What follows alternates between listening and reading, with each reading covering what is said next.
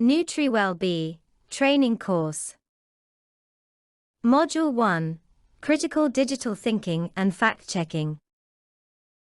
Digital marketing promotes brands, products, and services using the Internet and the digital channels.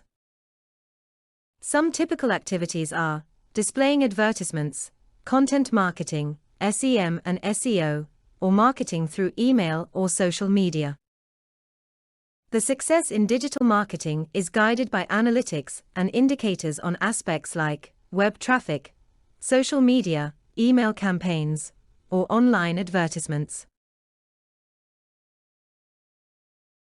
The EU legislation already prohibits plagiarism and violations of intellectual property, data and privacy, as well as unfair commercial practices. Moreover, there is regulation that bans some practices for digital services in general. However, unfortunately, unethical marketing practices still exist. For example, false advertising, clickbait, and bait-and-switch tactics, hidden fees, deceptive social media and influencer, astroturfing, manipulation of information on prices and features, or aggressive marketing. Apart from the protection by the legislation, consumers can combat unethical tactics by developing their digital critical thinking. It is recommended to always check credibility of information in terms of its currency, relevance, authority, and purpose.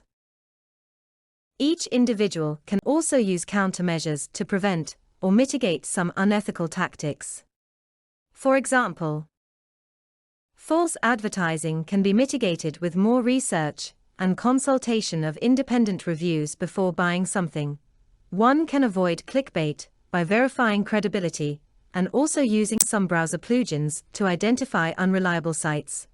Deceptive media influencers are better combated if one prevents the effects of emotional tactics and is aware of inflated metrics or possible sponsorships. Astroturfing is mitigated if users verify reviews, accounts and sites before engaging in social media. There are countermeasures for all the tactics. The European Union and its member states have developed legislation and recommendations to fight misinformation and fake news on nutrition. There are 4 main legal approaches or strategies. 1. Legislation against fake news in general, and 2. Specific legislation on food and nutritional claims. 3. Nutritional recommendations to dismantle false beliefs.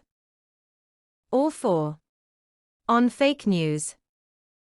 There are common directives, but not all countries have developed the same legislation. There are good practices in different countries against fake news on nutrition. These good practices usually have common points. They directly address fake news. They provide evidence-based information. The origin of information is a public institution or a reliable private source, such as a reputed foundation or independent website. They do not show explicit commercial interests. Here are good examples: Nutri-Score, an easy traffic light labeling system that grades food. Inform is an initiative that offers cooking recipes to the public to promote healthy eating, including trustable nutritional information. Maldita Alimentation is a website debunking popular nutrition hoaxes, with answers to personalized questions and a strong presence on social media.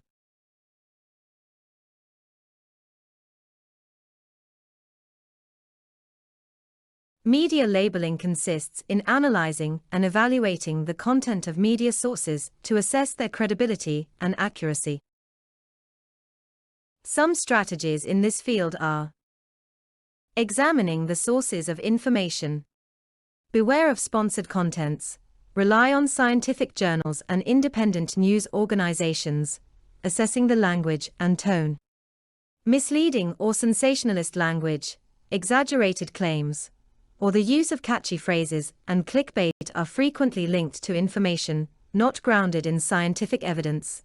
Fact-checking and verifying the accuracy of information, widespread beliefs are not always based on evidences. Always check with reputable sources, such as the World Health Organization.